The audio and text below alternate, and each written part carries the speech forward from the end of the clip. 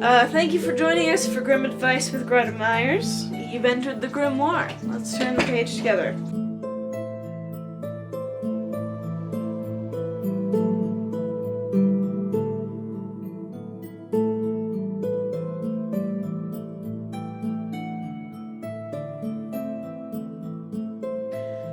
This one is one of the longer stories, and one you've actually heard of.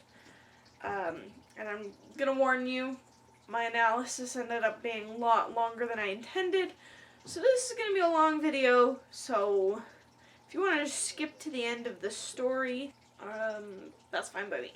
So, without further ado, Hansel and Gretel. Near a great forest dwelt a poor woodcutter with his wife and his 2 children. The boy was called Hansel and the girl Gretel. He had little to bite and to break, and when great scarcity fell on the land, he could no longer procure daily bread. Now when he thought over this at night in his bed and tossed about in his anxiety, he groaned and said to his wife, "What is to become of us? How are we to feed our poor children when we no longer have anything even for ourselves?" "I'll tell you what, husband," answered the woman. "Early tomorrow morning we will take the children out into the forest where it is the thickest. There we will light a fire for them and give each of them 1 piece of bread, and then we will go to our work and leave them alone. They will not find the way home again, and we shall be rid of them." "No, wife," said the man. "I will not do that. How can I bear to leave my children alone in the forest? The wild animals would soon come and tear them to pieces." "Oh, you fool," said she. "Then we must all 4 die of hunger. You may as well plane the planks for our coffins." And she let him have no peace until he consented. "But I feel very sorry for the poor children all the same," said the man. The 2 children had also not been able to sleep for hunger, and had heard what their stepmother had said to their father. Gretel wept bitter tears and said to Hansel, "Now all is over for us." "Hush, Gretel," said Hansel. "Do not distress yourself. I will soon find a way to help us." And when the old folks had fallen asleep, he got up, put on his little coat, opened the door below, and crept outside. The moon shone brightly, and the white pebbles which lay in front of the house glittered like real silver pennies. Hansel stooped and put as many of them in the little pocket of his coat as he could possibly get in. Then he went back and said to Gretel, "Be comforted, dear little sister, and sleep in peace. God will not forsake us." And he lay down again in his bed. When day dawned, but before the sun had risen, the woman came and awoke the 2 children, saying, "Get up, you sluggards, we are going into the forest to fetch wood." She gave each a little piece of bread and said, "There's something for your dinner, but do not eat it up before then, for you will get nothing else." Gretel took the bread under her apron, as Hansel had the stones in his pocket. Then they all set out together on the way to the forest. When they had walked a short time, Hansel stood still and peeped back at the house, and did so again and again. His father said, "Hansel, what are you looking at there and standing behind for? Mind yourself and do not forget how to use your legs." "Ah, father," said Hansel, "I am looking at my little white cat, which is sitting up on the roof and wants to say good-bye to me." The wife said, "Fool, that is not your little cat. That is the morning sun which is shining on the chimneys." Hansel, however, had not been looking back at the cat, but had been constantly throwing one of the white pebbles out of his pocket on the road. When they had reached the middle of the forest, the father said, "Now, children, pile up some wood, and I will light a fire, that you may not be cold." Hansel and Gretel gathered brushwood together as high as a little hill. The brushwood was lighted, and when the flames were burning very high, the woman said, "Now, children, lay yourselves down by the fire and rest. We will go into the forest and cut some wood. When we have done, we will come back and fetch you away." Hansel and Gretel sat by the fire. When noon came, each ate a little piece of bread, and as they heard the strokes of the wood axe, they believed that their father was near. It was not, however, the axe. It was a branch which he had fastened to a withered tree, which the wind was blowing backwards and forwards, and as they had been sitting such a long time, their eyes shut with fatigue, and they fell fast asleep. When at last they awoke, it was already dark night. Gretel began to cry and said, How are we to get out of the forest now?" But Hansel comforted her and said, "Just wait a little until the moon has risen, and then we will soon find the way." And when the full moon had risen, Hansel took his little sister by the hand, and followed the pebbles which shone like newly coined silver pieces, and showed them the way. They walked the whole night long, and by break of day came once more to their father's house. They knocked at the door, and when the woman opened it and saw that it was Hansel and Gretel, she said, "You naughty children, why have you slept so long in the forest? We thought you were never coming back at all." The father, however, rejoiced, for it had cut him to the heart to leave them behind alone. Not long afterwards, there was once more great scarcity in all parts, and the children heard their mother saying at night to their father, "Everything is eaten again. We have 1/2 loaf left, and after that there is no more. The children must go. We will take them farther into the woods so that they will not find their way out again. There is no other means of saving ourselves." The man's heart was heavy, and he thought, "It would be better for you to share the last mouthful with your children." The woman, however, would listen to nothing that he had to say, but scolded and reproached him. He who says A must say B likewise, and as he had yielded the first time, he had to do so a second time also. The children were, however, still awake and had heard the conversation. When the old folks were asleep, Hansel again got up and wanted to go out and pick up pebbles as he had done before, but the woman had locked the door, and Hansel could not get out. Nevertheless, he comforted his little sister and said, "Do not cry, Gretel. Go to sleep quietly. The good God will help us." Early in the morning came the woman and took the children out of their beds. Their bit of bread was given to them, but it was still smaller than the time before. On the way into the forest, Hansel crumbled his in his pocket and often stood still and threw a morsel on the ground. "Hansel, why do you stop and look round?" said the father. "Go on. I am looking back at my little pigeon, which is sitting on the roof, and wants to say goodbye to me," answered Hansel. "Simpleton," said the woman, "that is not your little pigeon. That is the morning sun that is shining on the chimney." Hansel, however, little by little threw all the crumbs on the path. The woman led the children still deeper into the forest, where they had never in their lives been before. Then a great fire was again made, and the mother said, "Just sit here, you children, and when you are tired, you may sleep a little. We are going into the forest to cut wood, and in the evening, when we are done, we will come and fetch you away." When it was noon, Gretel shared her piece of bread with Hansel, who had scattered his by the way. Then they fell asleep, and evening came and went, but no one came to the poor children. They did not awake until it was dark night, and Hansel comforted his little sister and said, "Just wait, Gretel, until the moon rises. Then we shall see the crumbs of bread which I have strewn about. They will show us our way home again." When the moon came, they set out, but they found no crumbs, for the many thousands of birds which fly about in the woods and fields had picked them up. Hansel said to Gretel, "We shall soon find the way," but they did not find it. They walked the whole night and all the next day, too, from morning till evening, but they did not get out of the forest and were very hungry, for they had nothing to eat but 2 or 3 berries, which grew on the ground, and as they were so weary that their legs would carry them no longer, and they lay down beneath a tree and fell asleep. It was now 3 mornings since they had left their father's house. They began to walk again, and they also got deeper into the forest, and if help did not come soon, they would die of hunger and weariness. When it was midday, they saw a beautiful snow-white bird sitting on a bough, which sang so delightfully that they stood still and listened to it. And when it had finished its song, it spread its wings and flew away before them. And they followed it until they reached a little house, on the roof of which it alighted. And when they came quite up to the little house, they saw that it was built of bread covered with cakes, but that the windows were of clear sugar. "We will set to work on that," said Hansel, "and have a good meal. I will eat a bit of the roof, and you, Gretel, can eat some of the window, and it will taste sweet." Hansel reached up above and broke a little off the roof to try how it tasted, and Gretel leaned against the window and nibbled at the panes. Then a soft voice cried from the room, "Nibble, nibble, gnaw, who's nibbling at my little house?" The children answered, the wind, the heaven-born wind," and went on eating without disturbing themselves. Hansel, who thought the roof tasted very nice, tore down a great piece of it, and Gretel pushed out the whole of one round window pane, sat down, and enjoyed herself with it. Suddenly the door opened, and a very, very old woman, who supported herself on crutches, came creeping out. Hansel and Gretel were so terribly frightened that they let fall what they had in their hands. The old woman, however, nodded her head and said, "Oh, you dear children, who has brought you here? Do come in and stay with me. No harm shall happen to you." She took them both by the hand and led them into her little house. Then good food was set before them, milk and pancakes with sugar, apples, and nuts. Afterwards 2 pretty little beds were covered with clean white linen, and Hansel and Gretel lay down in them and thought they were in heaven. The old woman had only pretended to be so kind. She was in reality a wicked witch who lay in wait for children, and had only built the little house of bread in order to entice them there. When a child fell into her power, she killed it, cooked it, and ate it, and that was a feast day with her. Witches have red eyes and cannot see far, but they have a keen scent like the beasts, and are aware when human beings draw near. When Hansel and Gretel came into her neighborhood, she laughed maliciously and said mockingly, "I have them, they shall not escape me again." Early in the morning, before the children were awake, she was already up, and when she saw both of them sleeping and looking so pretty with their plump red cheeks, she muttered to herself, "This will be a dainty mouthful."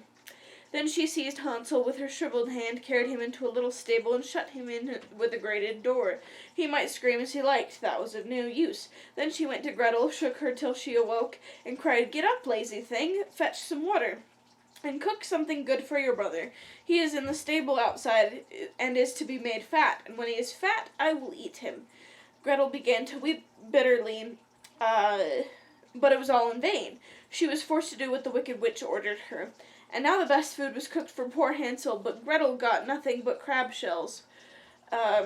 Every morning the woman crept to the little stable and said, "Hansel, stretch out your finger that I may feel it, if you will soon be fat." Hansel, however, stretched out a little bone to her, and the old woman, who had dim eyes, could not see it, and thought it was Hansel's finger, and was astonished that there was no way of fattening him. When 4 weeks had gone by and Hansel stayed thin, she was seized with impatience and would not wait any longer. "Now, Gretel," she cried to the girl, "be active and bring some water. Let Hansel be fat or lean. Tomorrow I will kill him and cook him." How the poor little sister did lament when she had to fetch the water, and how her tears did flow over her cheeks. "Dear God, do help us," she cried. "If the wild beasts in the forest had devoured us, at least we should have died together." "Just keep your noise to yourself," said the old woman. "All that won't help you at all."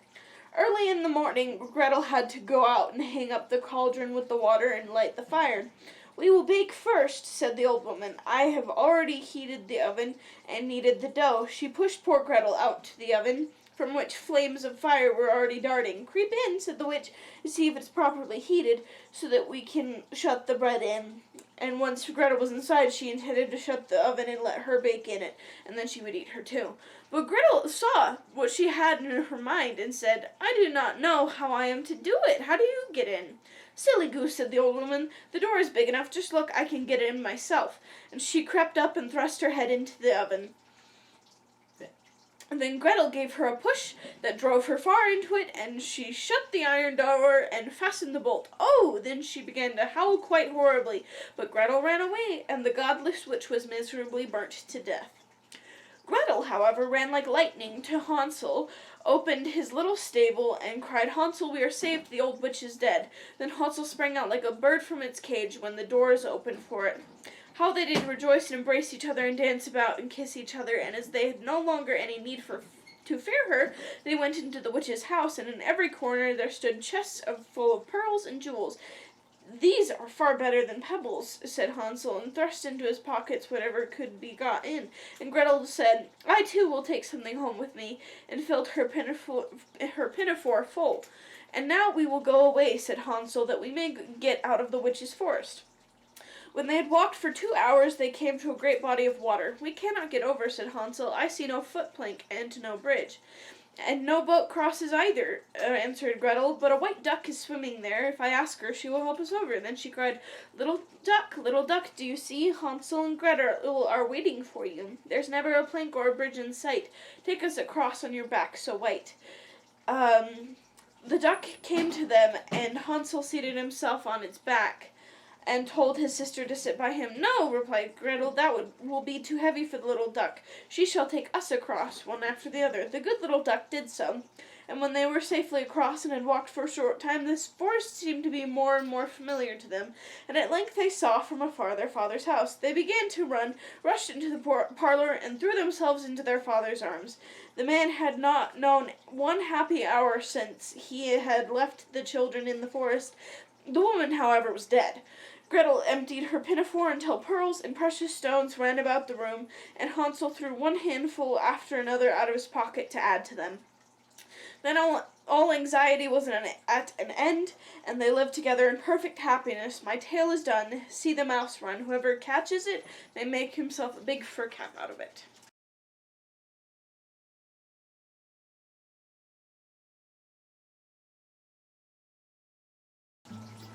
First, okay, let's point out that the mom wasn't even a stepmom this time. She was just a mom. And a lot of you are saying, yeah, that's a terrible mom. But again, fear does things to people, and she's afraid of starving. She's afraid of her children starving. She's afraid of watching her children starve. Again, I'm assuming. But again, you never know like what exactly is going on in someone's head. Also, sorry for switching back between Hansel and Hansel. Hansel's smart, like really smart. Like, let's give this kid like 1,000 applause right now. Okay, I just love that she just falls for the classic blunder of, I don't know how to do it. Can you show me? Can you show me how to do it? The kids will pull that. They're like, I don't know how to do it. Can you show me? And by the time you show them, like, well, it's done. Sly little devil. She fell for the classic blunder. Also, I kind of like how it doesn't necessarily say how the woman died. Did she starve? Did the dad like man up and like kill her or whatever? Like, did they get in an argument and it was murder? I don't know. I really don't know. Like, it was just said, and she died, which is weird because the Brothers Grimm don't normally just not leave death without detail. Okay. Also, can we just talk about the fact that the whole time, like, this is the least censored of the popular Grimm fairy tales. Like, and nowadays, Sleeping Beauty, very censored. Rapunzel, very censored. Beauty and the Beast, like, censored. Like, especially considering that one corporation that makes those censored movies for children. I mean, Snow White, they got closer with the movie. I guess maybe there's just it hasn't been made a movie adaptation, but when these fairy tales are told to children now, I have not met many people who don't know the actual ending of Hansel and Gretel. They're like, yep, they push the witch into the oven and she burns to death. And you might be thinking, why? But here's my uneducated theory. As one does. I think it's incredibly important. This story. Okay. Obviously, you got the don't take candy from strangers or whatever.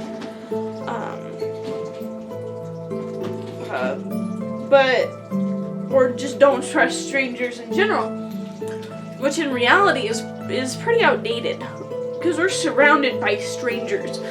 And so just saying don't trust strangers is gonna, like, well, the kid goes to school. Like, do they not supposed to trust their teachers? Are they not supposed to, like, talk to their peers? Like, I don't know what you're... And, like, what about doctors and nurses? And if a kid does end up lost, how's he gonna get home? I mean, I know the average kid nowadays has a cell phone.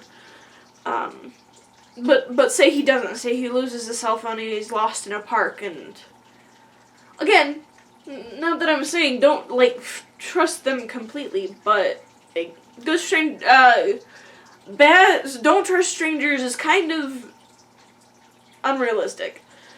And so in self-defense, in children's self-defense, they'll teach them good stranger, bad stranger. To make the point that not everyone in this world is out to get you. Are there a lot of people that will harm you if they get the chance? Yes. Dialectic toast. There's also a lot of people that would help you given the chance. again, it all depends on the person. Like, there are some, like, rough, tough-looking guys or girls that could end up being super sweet. But a mom with kids could end up being super nasty mean. I don't know. And again, dialectic toast. You've got to do it safe. Like everything. You'll get a bad feeling in the pit of your stomach. Like, some people call it the uh-oh feeling, their intuition, their gut instinct, whatever. You will get that bad feeling that either this is a bad situation, I need to get out of it, or this is an unsafe person in general.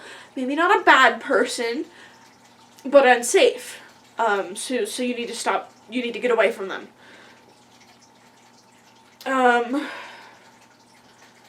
Granted, sometimes that sense can be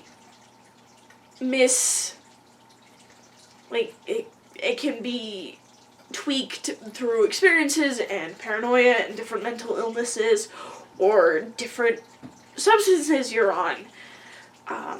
Like certain prescription medications, not just, drugs and alcohol, but that definitely, like certain prescription medications will give you a more heightened sense of your awareness, and that can really mess with people.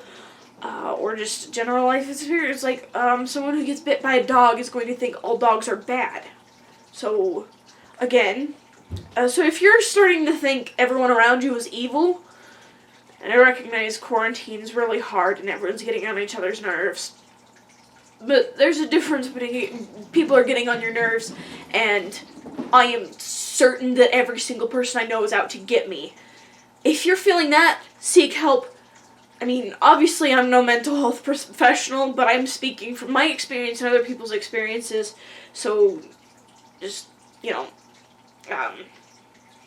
there's a certain degree of normal, and that's not normal.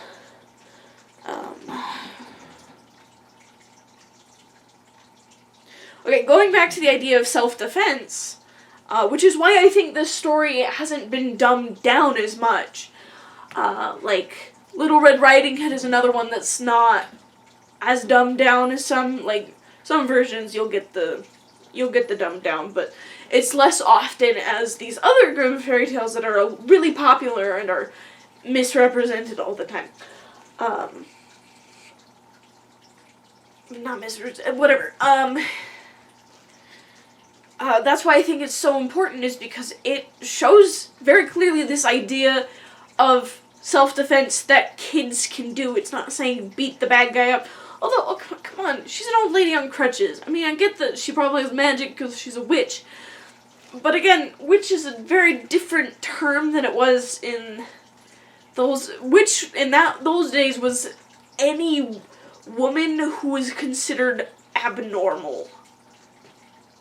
So, she didn't necessarily have magic. So, they might have been able to beat her up. I don't know. The point is, she did what worked for her, and it was still self-defense. So if you get that bad feeling in the pit of your stomach and you just can't get away easily, like just walking away,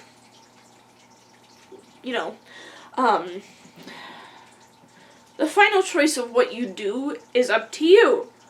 I mean, clearly, not all of us are gonna push an old woman, no matter how evil she is, into an oven and shut the door. That's not for everyone.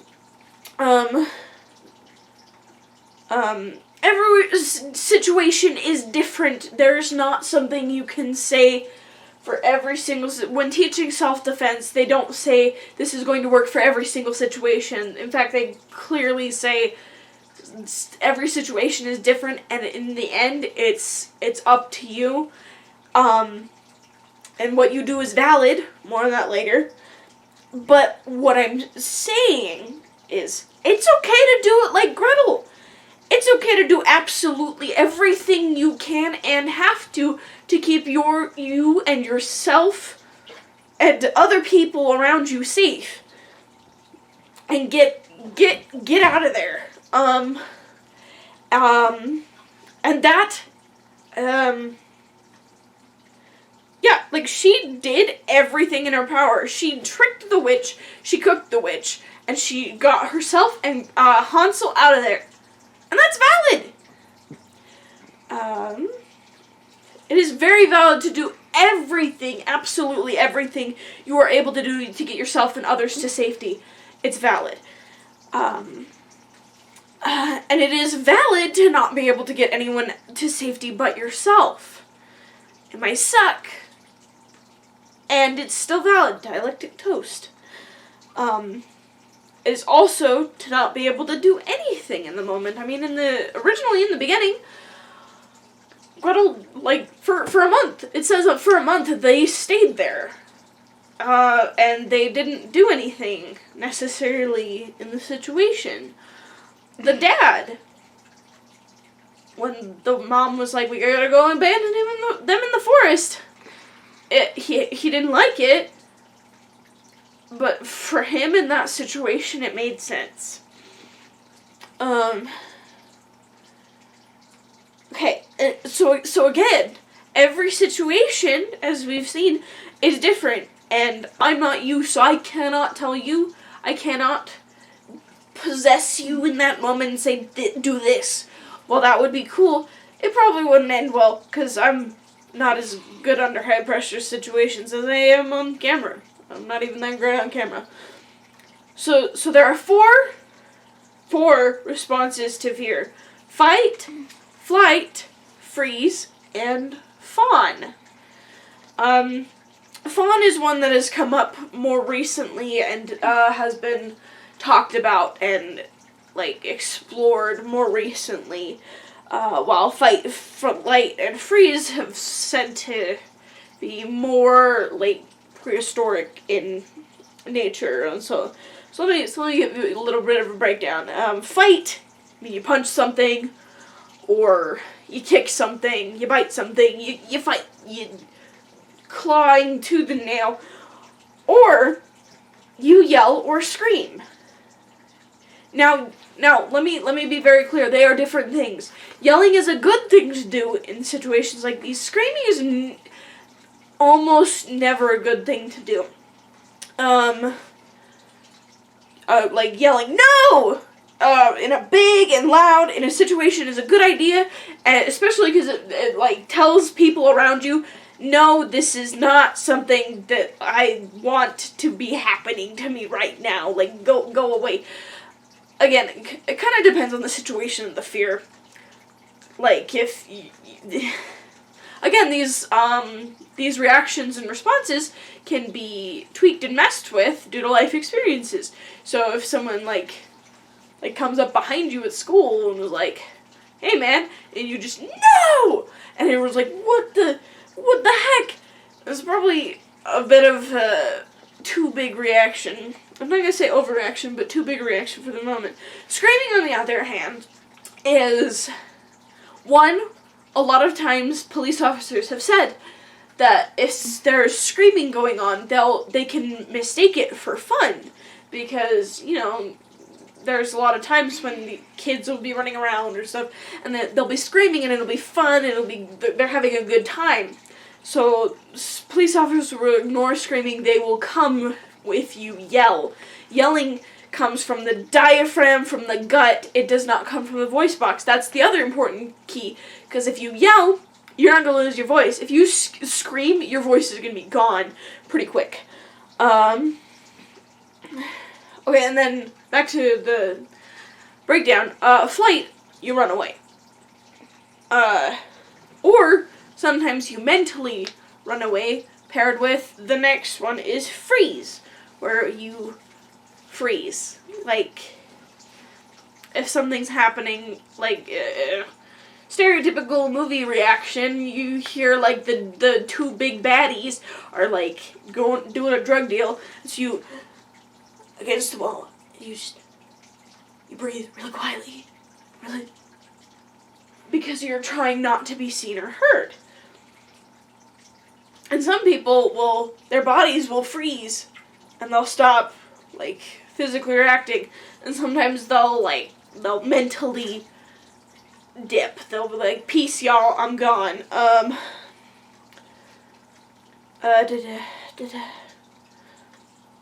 And freezing happens because your body thinks, if I don't move and if I don't do something big and react like fighting or trying to leave, then I'll be in less danger.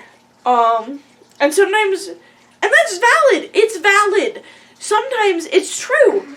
Like, in a hostage situation, you see on TV, a lot of people tend to freeze. Because guns are pretty scary. So fighting and flighting might not be the best thing in the situation, necessarily. However, this is one of the ones that if you catch yourself doing, you can make the choice to try and do something else. Like, if you catch yourself and you're like, I'm freezing, and you realize maybe that's not what I want to do for this situation, you want to try to fight or flight, we're getting to that fourth one in a minute, then that's valid. You can do that. Like Gretel, she stayed for 4 weeks. She stayed for a whole month before she did something. But when the opportunity arose and she saw, I can do that, she did it. And that is valid. Okay, fawn is a harder one to catch. Because it takes a lot more cognition. It's also kind of a form of freezing, which is why a lot of people didn't, like, notice its existence for a while. Fawning is, like, when you fawn over someone, you're, like, giving them all the attention, you're worshipping them, and you're adoring them. You're throwing yourself into the situation, so, like, let's say there's this really mean kid in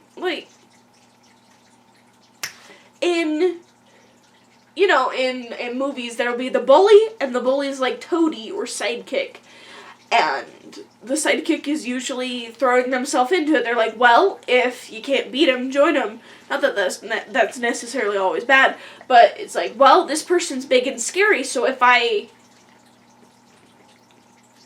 show them adoration and praise, then they won't hurt me. And it's harder to catch yourself in. It can be a lot harder to come back down out of. And dialectic toast, it is still valid. But Greta, no, really, listen. You do not get to pick your immediate reaction to a bad feeling, gut feeling kind of situation, because your brain is wired in such a way that it bypasses every single decision-making cortex and goes right to the emotional, primal, very early part of the brain. And you can only later bring on the decision maker and say, okay, do I want to do this or want to do something else? You don't get to immediately, you don't get to pick that immediate reaction. So whatever you do, it's valid. You might not like it, and it might be the thing that you do. And you don't get to pick that immediate reaction. Does that mean that you're stuck doing whatever fight, flight, freeze, or fawn? Does that mean you're stuck doing it? Especially for some people say, I'm a freeze person, I'm a fight person, I'm a flight person, I'm a fawn person. That's not necessarily true.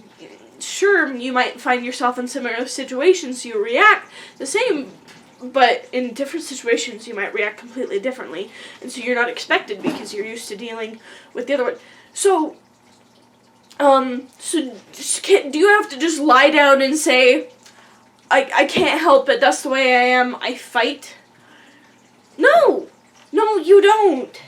Like, you can pick an action. Again, you might decide, no, this was appropriate for the situation, this really helped out. And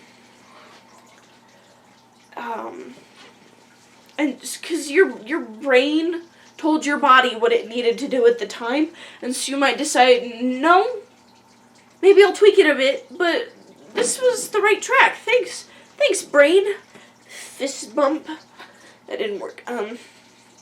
And so then you can make a more plan-based to continue in that path or to not. Again, every situation is different, and I'm not you. Here's the catch. Only after you accept that what you did at first is still valid. But again, you're still valid if you just have to react to certain things and you can't act. And don't shame other people's reaction. If someone tells you they got into a fight, or they ran away from a fight, or they did all these things, it's still valid for them. And it's harder to catch yourself in. It can be a lot harder to come back down out of. And dialectic toast, it is still valid. But Greta, no, really, listen.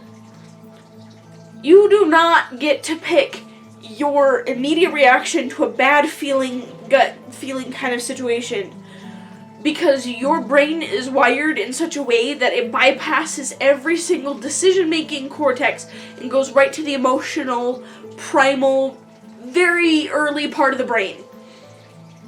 And you can only later bring on the decision maker and say, okay, do I want to do this or do I want to do something else? Does that mean that you're stuck doing whatever fight, flight, freeze, or fawn? Does that mean you're stuck doing it? Especially for some people say, I'm a freeze person, I'm a fight person, I'm a flight person, I'm a fawn person. That's not necessarily true. Sure, you might find yourself in similar situations, so you react the same, but in different situations you might react completely differently, and so you're not expected because you're used to dealing with the other one. So do you have to just lie down and say, I can't help it, that's the way I am, I fight?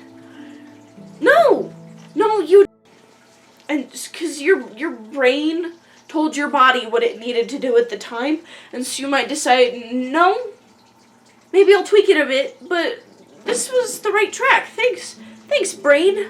Fist bump. That didn't work. And so then you can make a more plan-based to continue in that path or to not. Again, every situation is different, and I'm not you. Here's the catch. Only after you accept that what you did at first is still valid. You can't shut any witch in an oven if you're too busy shaming yourself, beating yourself up, freaking out that it was the wrong reaction. What am I supposed to do with this? There is no wrong reaction. There's only, if you want to look at it that way, there's only a wrong action, which is beating yourself up, because that leads to reacting to the situation and not acting. But again, you're still valid if you just have to react to certain things and you can't act.